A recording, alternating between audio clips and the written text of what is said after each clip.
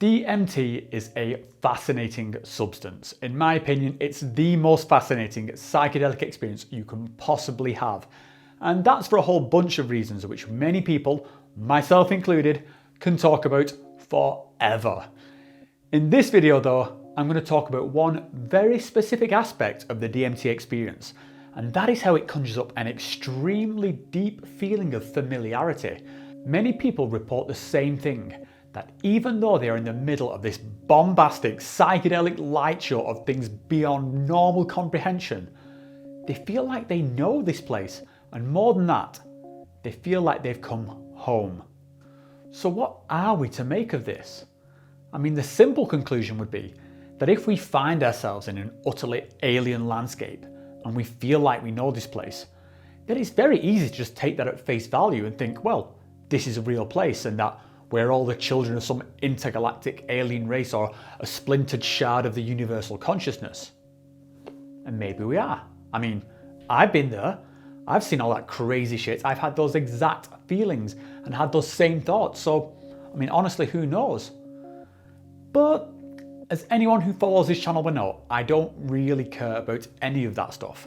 What I am interested in is what is happening right now in this physical body, the one that I find myself in, and how I can interpret those psychedelic experiences to have some kind of positive effect on my mortal existence today. I mean, near-death experiences are all like jolly interesting, but I'm not dead yet, and I'll cross that bridge when I come to it. So the way I approach these experiences is always to look for the meaning, never take them literally or at face value.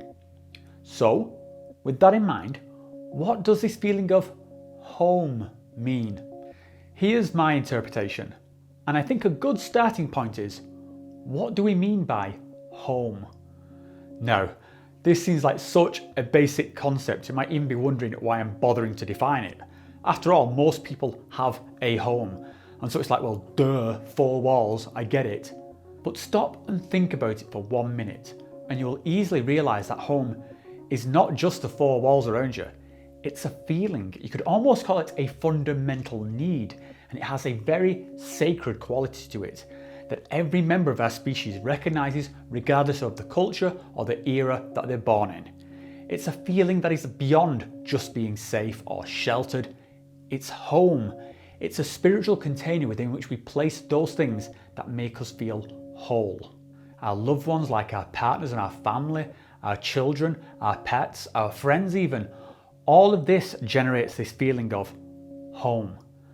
And yeah, we physically manifest this by building houses and literally filling them up with family and cats and by having meals with friends. But really, it's all in pursuit of that abstract longing that's woven into us. And this is why you can be in a completely secure environment, say like a really comfortable hotel, and still feel completely detached from this concept of home. And that can be very unsettling. I frequently get this happen when I'm doing something like long distance travel where I might be on a plane for 15 hours at a time. I'm in a metal tube, thousands of feet up in the sky, completely outside of my normal comfort zone. Sleep cycle is completely screwed. And it's at that moment that I realise what that feeling of home means to me. And it's actually quite unfortunate that for most of us, myself included, we only truly appreciate the value of something when it gets taken away from us. So that's what we mean when we talk about home. We're talking about a contract between you and the universe, basically. Something that allows you to feel safe, both emotionally and physically. It's a place where you can be at your most vulnerable, but also where you can grow and develop a relationship with those closest to you, and also a relationship with yourself. So that's what home means to me. But long-winded explanations aside, what has any of this got to do with DMT? Well, like a lot of important aspects of our experience, these things can be incredibly underappreciated and pushed to one side by our day-to-day human bullshit, almost to the point where we can forget about how significant these concepts are. I mean, just imagine what it would mean to a prehistoric tribal family to know that they would be safe, that if they went to sleep, to know that the children are not going to be dragged off into the night and ripped apart by saber-toothed tigers, to know that if they got sick, they would have a place to be able to sit and rest and recover. Those basic needs would not be something you would take for granted back in those times. So it makes sense that it would become something that's fundamentally woven into our psyche, something that would become sacred. After all, a person in that time who had all those needs met, they'd think they'd found literal heaven, and realistically they would have. And I think those concepts are carried on through our ancestral heritage and are still with us in some shape or form. But we have a kind of amnesia when it comes to how important this is. And of course today, we take a lot of this shit for granted. And I'm as guilty of this as the next person. You know, I get home from work, I throw my keys down, I spend 2 hours on my PlayStation, not giving a second thought to the sacred covenant of home provided by the shelter around me and the emotional support of my wife and 2 kids. But then in stomps my old mate dimethyltryptamine, smacks me upside the head and blasts a message right into my face. Hey, dipshit, remember this? This is what's important. And that was just like the roundhouse kick to the bollocks that I needed to open my eyes and remember how incredibly lucky I am. You know, I've talked about this before, about realizing on psychedelics, you know, how much I love my wife, and, you know, it's a bit of a kind of a duh moment. Yeah, of course I love her. That's why I married her. I knew that. Well, yeah, but simply knowing something and living your life with that as a primary fundamental truth are different things. And we all do it. I mean, here's a simple question for you. Are you living your life as though you even love yourself? So yeah, that's the lesson I think DMT is teaching me with these feelings of home. It's reminding me of the things I have that I should feel pretty much eternal gratitude for. And of course, not everyone is in the same situation as me. You know, maybe you're 20 years younger than me, you're just starting off on your own path. Maybe you found yourself in a place where you feel so far from normal that you're having trouble finding your way back. And that's where I think these substances can be a useful tool in giving you a beacon, you know, like a lighthouse to guide you back to that feeling of home. Now again, I really want to make this as a point, because as with all things in these psychedelic experiences, you have to bring it back here, into this world, to get something useful out of it. You cannot live your life in that world. You can visit and you can learn those lessons and embrace that wonder, but you have to make it work here. That's the work. Getting high is not the work. Anybody can do that. You have to bring it back here. I actually had a message the other day from someone asking me if these feelings are possible outside of the psychedelic realm. And I think this example overwhelmingly shows yes.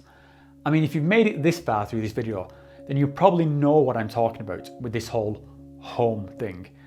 I mean, it's so fucking obvious, it's almost mundane, but if we stop and think about it for a moment, then it's one of the most important things in any of our lives. So that's my interpretation of why DMT feels like home.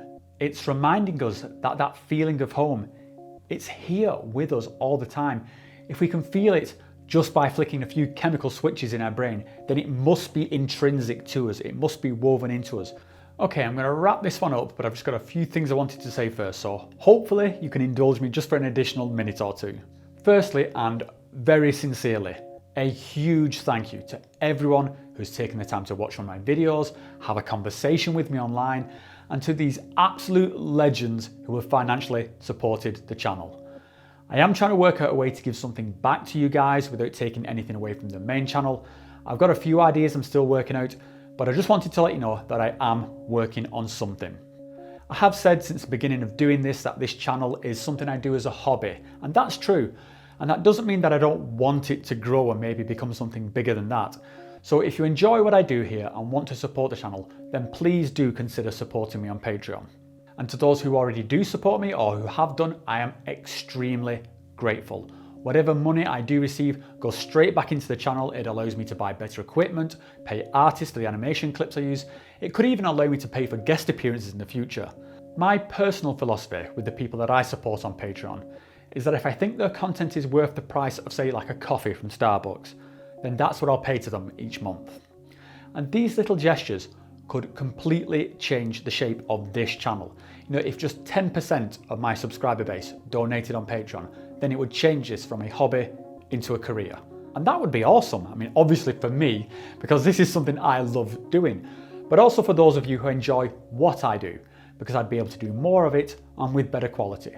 I do have a couple of other ideas for how to grow things. You know, I've been receiving a few orders for my chrysanthoscopes, I'd also like to have my own t-shirts and stuff, so if there's any budding artists out there who want to collaborate on something with me, then please get in touch. Finally, if you want to reach out to me for whatever reason, you can email me, you can post a comment in my subreddit or in the comments below, you can follow me on Instagram or Facebook. All those links are in the About section on my channel, which is up there somewhere. And obviously you should already be subscribed to it because, if not, how else are you going to know what some random English person thinks about transcendent experiences? Okay guys, that's it. Thanks again for watching, and I will see you next time.